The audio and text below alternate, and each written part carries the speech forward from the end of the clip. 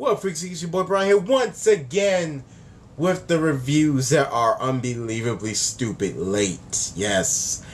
So I'm sorry for the lateness of the reviews. We had a Halloween stream. We had other things we were working on. Some other stuff I can't disclose at the moment. But I'm here. Gonna try to review all 4 shows in one video. So this is probably not gonna be the best review. I apologize now, but next week I'll try my best to get back to our regular schedule. This week was just too hectic to actually individually break down these episodes. So I'm gonna do the best I can in one video. Okay. So start with Supergirl episode entitled "The Faithful." So we get a flashback to this guy named Thomas Corvell, who is basically in the shitter. His wife left him. He lost his job. He's depressed. He's ready for just things to just be over with. He's talking to a guy that pretty much in his same shoes, except everything's going well for him. But he's cynical. And ironically enough, this is the same plane that Supergirl saved in the first episode of the first season. He sees her and decides to make a what's a good word? A cult. He makes a cult of people that have been saved by Supergirl. Even to the point that people are literally trying to kill themselves for Supergirl to save them. But for some reason he has the teachings and he knows the knowledge of the Kryptonian gods. And one of the guys in particular, Raul, I think it was Raul. Corvell, he instantly realizes that Kara is Supergirl and confronts her about it. And he's not gonna say anything, but he wants her to find her path to back being a god. She's a god and all this stuff. To the point he is willing to blow up an entire stadium with people in it, with a kryptonite bomb damn near, and Kara can't do anything. She has to prove by cutting her hand that she's no god, that she can bleed. And of course all the followers that he has run out the building. And it takes Alex actually that saved the day with Corvell to push the bomb to under the stadium to blow up and save everyone. Corvell, him and Kara talk while he's in jail. Like, are you gonna tell anyone my secret identity? Like, there was a lot of names that day. I don't remember yours. And I'm like, okay, well, appreciate that. He's not gonna tell anyone, but he still thinks that she needs to find her way, her path. While this is happening, Samantha, who we see earlier, they have little girls night out, and they're all so gay. They're so fucking gay. Like they were like Maggie, Alex, and Kara are gonna be like the cool aunts, and Lena too, and they actually go to Samantha's daughter's play or something, like talent show. She starts singing, and Alex, like, you can watch her heart cracking, and she really wants kids, but Maggie doesn't. So like, what does that mean for them? What does that mean for their relationship? And at the end of the episode, we see Samantha like break down, like get covered in like weird leathering, and that she will reign. Now, we flash back to 22 hours ago. When the bomb dropped, it blew something up, and it activated that ship we saw at the end of the first episode. And apparently, this is World Killer Rain. Now, I don't know if Samantha's Rain or if the thing in the ship is Rain. I don't know really anything that's going on. I like that. I had to yawn. Sorry. I like that actually. I like not knowing. I like having to learn and figure out as we go. Instead of, unlike some people who know, I know this character and this character, it was in this issue. This is not a knock on nobody, but like, I'm fucking around. No, I really actually enjoy the fact that they're building to this. In a weird way.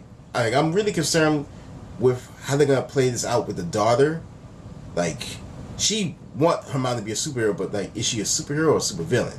Like, I know World Killer, obviously she's World Killer, so she's not gonna be a hero. So I don't know. overall, I enjoyed this episode. Creepy ass episode. Like, this is some cult. This is some cult ass episode. And what was up next? Oh, the Flash. Elegated Journey into the Night was the title, and this by far was one of the funniest episodes, directed by Tom Cavanaugh, actually. So Cisco and Gypsy are having a little cuddle and they're kissing, and then Gypsy's dad, played by Danny freaking Trejo, comes in. He's Breacher, and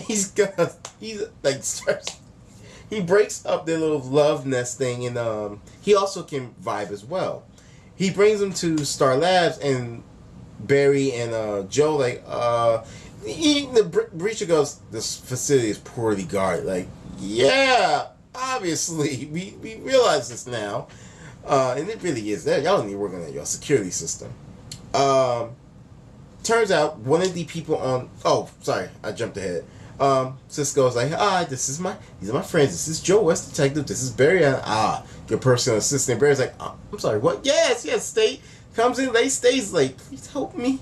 And they give Breacher a tour of the facility, and even he meets Wells, HR, and he goes, "You look like someone I sent my daughter to kill once." And he's like, I get that a lot. Like, who have you pissed off, HR? Like, damn. HR and Cisco talk, he tries to convince him, like, maybe if you tell him how much you like his daughter, and you might find something in common. Nope. He's gonna hunt Cisco for 24 hours. And I mean, Cisco, he ran for most of it, but he held his own. He trapped Breacher in like this little thing that actually held Reverse Flash. But Breacher has a knife that could cut through it, and like Cisco's like, "Oh, you gotta be kidding me." While all that's happening, the meta that they were looking for this week was Ralph Dibny, aka the Alligator Man, not Plastic Man. He was exposed to the dark matter Barry created, and he's a private investigator who got kicked off the force because of Barry, because he was a dirty cop. Let's see, I'm trying to think.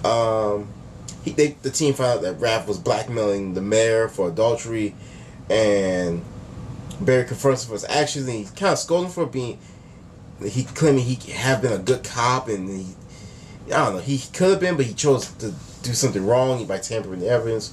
The mayor, however, is like, we thought the mayor was like, I did something wrong, I just want this to end. Nah, I'm that evil mayor. I want you to kill everyone to stop this from getting out. So he sends his two goons to kill Joe and Barry. Joe, Barry freezes up. He's like, grabs the bullet, grabs the two guys' guns, have them hit themselves in the face, grabs the other bullet, and just walks over and and they knock each other around. I'm really happy to see the fact that Barry's actually faster than he's been in season past, because my name is Barry, I'm the fastest man alive. The Reverse Flash is faster than you.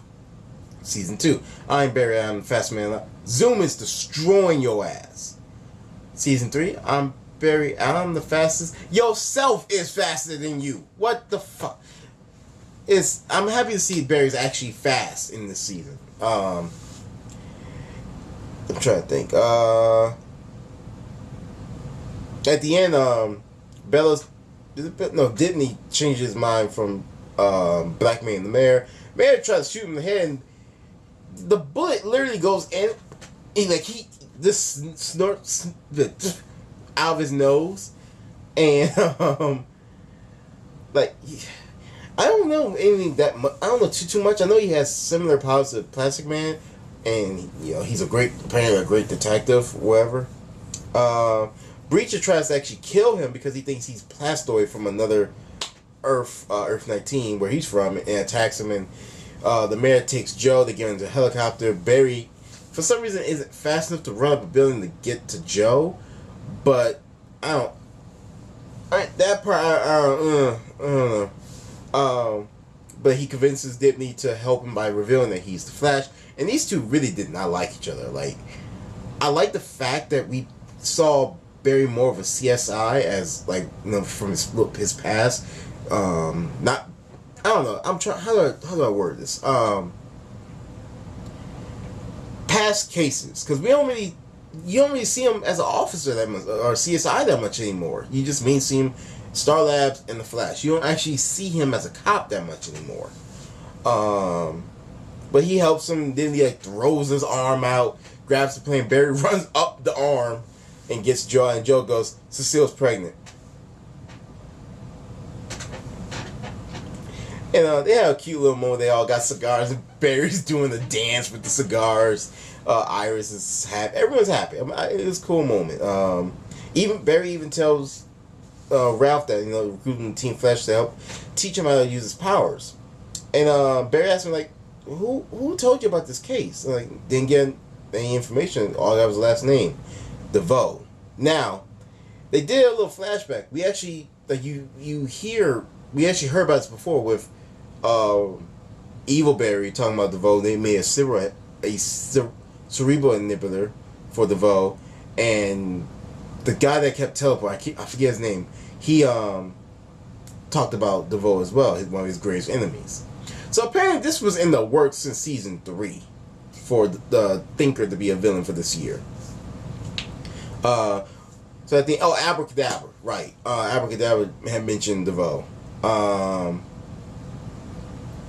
So there's a mystery going there, and Cisco and what's his name, Breacher, they realize Breacher does not like him. He likes the fact that he stood up to him when he was trying to kill Ralph in the Flash. He stood up to him. He would protect him. He would protect his daughter. He likes that. He still hates him, but he likes the fact that he has the balls to do that. And we learned that Gypsy's real name is Cynthia. And Cisco would not let it go, which is one thing you should never do. Don't try to hold something over a Latina. It's not going to work out for you. You're going to get cut. And his name is Josh. Like, it's just this is another fun episode. I'm really liking the fact that it's a lot lighthearted than the last couple of seasons. Granted, season 2 was really dope. Like, Zoom was that villain. Season 3 was a kind of a step down compared to season. That seems to always be the case, like, with these season 2s. Like, season 2 is great, and season 3 is like a big step down for some reason. Caitlin also found a message on a door, which I'm pretty sure that's gonna bite her in the ass soon. This was, like I said, another fun episode. Legends tomorrow. These Alright, so we go back to 1980, right? At the end of the episode, we saw, episode entitled Phone Home. Yeah, you're thinking the exact same, you're thinking the thing that's about to happen, yep. So, they go back to 1980 and find out Ray disappeared suddenly on the Ray Rod because he's been dead since around Halloween 1988. They go back, Ray reappears like right before, and it turns out, remember that episode, like, Ray found something and he's like being all friends with it? Yeah, no, that's a Dominator. He has a baby Dominator. And, so it's admiration. And so Ray has to watch his younger self still caring, which he never did. He's such a goody two shoes.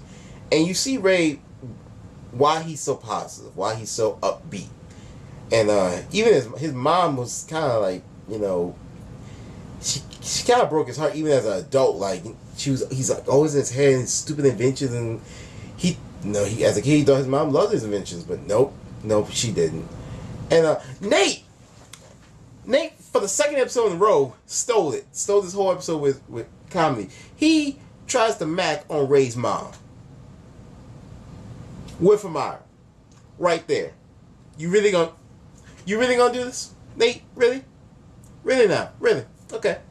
While all this is happening, Mick and Jackson are like trying to figure out what's up with Stein. Like, he's not at meetings. He's holding something from us, and someone's been erasing the logs for the Wave Rider. And off one of the jump ships. Turns out he's been sneaking off. Everyone, like, they were thinking, like, you've been snitching us to the Time Bureau, haven't you? Like, no, I'm trying. That's when his daughter calls to show him that, hey, baby's happening. And it's like, as soon as Stein was being sneakative, all right, yeah, he's probably going to try to see his daughter because the baby's probably coming soon. Yep, I was right. And they take the Wave Rider, like, well, don't worry, the team be like this. What can happen? I don't know. the mother Dominator shows up, knocks out Sara, reads Sarah's mind, where she reads that, oh yeah, we fought, in the future, and we kind of sent you off our planet, and know where Ray's mom is. And the Dominator takes Ray's mom, wraps her up, and camouflages herself as Ray's mom, and Nate goes back to protect Ray's mom, and they start trying to get it on the couch, start kissing, and Amaya shows up. That's not Ray's mom. That's a Dominator. What? Oh, I kissed the Dominator, and I liked it. Nate, what is wrong with you, man? What is wrong with you? So that's the and adult Ray and the new girl Zari, they got not captured. Ray had to shrink down so he didn't get seen by his mom. Amara got tranked and get brought in by the government, the same government we saw in the crossover special with the Dominators. So they get in the facility, which they will kill. The whole reason Ray died, they shot Ray when he was a kid. Like no hesitation, bow. They finally get out of the facility after the Dominator got into the agents' minds and had them singing a Broadway song. Not Broadway, a musical. And then Ray's like trying to dance like this. Y'all geeks. Y'all horrible people. In the end, they get the Dominator back to the mom, and Ray's heart's broken, and it's all sad. But a cool little scene at the Halloween. Like, he dressed himself up as the Atom, and some bullies like, "Who are you? That's like the stupidest outfit." And the whole team shows up like, "Nah, I think it's pretty cool." It was like, y'all about to gang up on. Then Mick pulls out the gun like, "Give me the candy." These are children, Mick. What is wrong with you? But no, it was cool. But in the episode, we see Jax ask Ray to help figure out a way for him to split Firestorm so Stein can have a normal life. Now, I'm for this and I'm against this. I like Stein. He kind of brings like normality to the team. Normality? No. I don't know the word I'm looking for. I'm tired. Leave me alone. He brings that to the team, and I don't know, like, because we've seen with them apart, they don't do too well. Like, mainly Stein. He was dying. So I don't know. These have all been fun episodes. Now, I think so far the three I've named, this one it's not as good as the other two, but it was better than Supergirl at least, I guess. Yeah, it was definitely better than Supergirl. Arrow. Episode entitled Reversal, however. This y'all really want Felicity to happen, huh? Y'all really want this? Okay, fine. So evil Laurel, starts killing off these unimportant people, and Lena approaches Felicity back at her place that Kate and James is planning something to kill millions of people by taking down the internet, but not like the internet, like what is it? Some sort of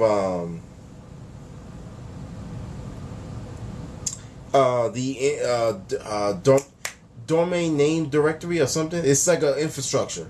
And it's revealed that Laurel is working with Kate and James. Now, okay. I forgot the name of the main villain this year. Damn it, I'll talk about it in the next video. Because I'm actually running low on time here. Oliver is in a weird position. Instead of being the hero, he has to be on the other side. Like, so they're at dinner, Felicity has to leave, and he's like, is this what it felt like? Oh, yeah. So, like, he tried to help, but he actually screwed everything up by knocking out the guys they need to get a ghost drive from. And the rest of the team, they need Felicity to hack and figure out who these people are. And your boy Curtis, he stepped up, helped out a little bit, but I don't know, man. Like, I like Diggle. I do like the fact that Diggle's in the suit, and he actually used that crossbow whip quite efficiently. But we know he's on drugs. Diggle, I'm still bitter with you. I'm still bitter. Focus. They learned that the Felicity, Laura was taking the fingerprints off these unimportant, like these were boring people, but she was taking the fingerprints off them after she killed them. I mean, some of these people didn't deserve to die the way they did. Some, like my man was one security guard, like, I have a wife and 2 kids, like, I know this. Snaps neck. You cold-hearted, damn. But Elena gets shot after Team Arrow shows up. Actually, this was before the snapping neck of the security guard. She gets shot, and Felicity's a little upset that, this was technically her fault. She believed Elaine. She is the one that helped free Kate and James from Argus security. So this kind of falls on her.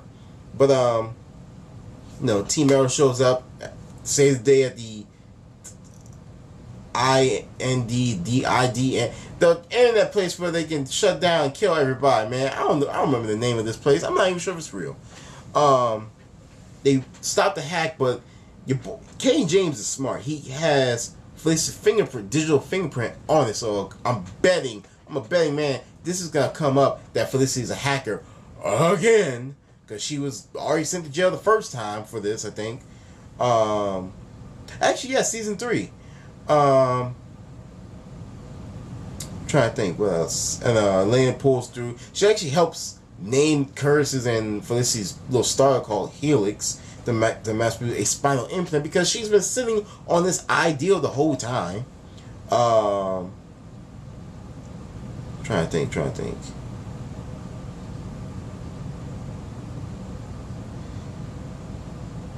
I don't know.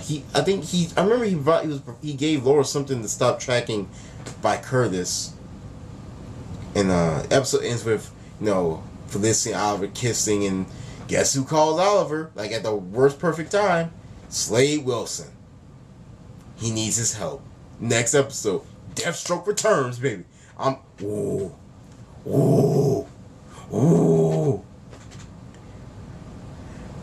excited for this. Like this episode, this is a weird episode to see Oliver kind of being Overwatch. He had to call out plans and tell Felicity where to go, and Felicity had to be the hero of this episode pretty much.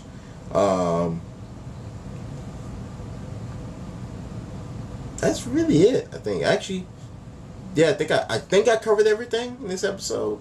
The fight sequences were a little bit better in this episode than they were in the last one. I will admit that, but I still think that y'all need to get the season 1, season 2 fight choreographer back for this. Unless they change and decide not to be as violent or something. I don't know. But yeah, that's it. Sorry once again for the lateness. Sorry if this wasn't as in depth of a review.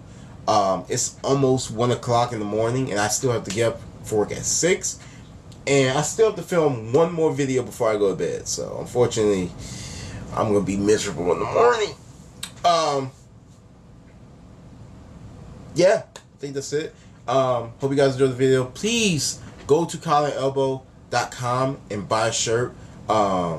Use promo code Geek Squire, get you 10% off.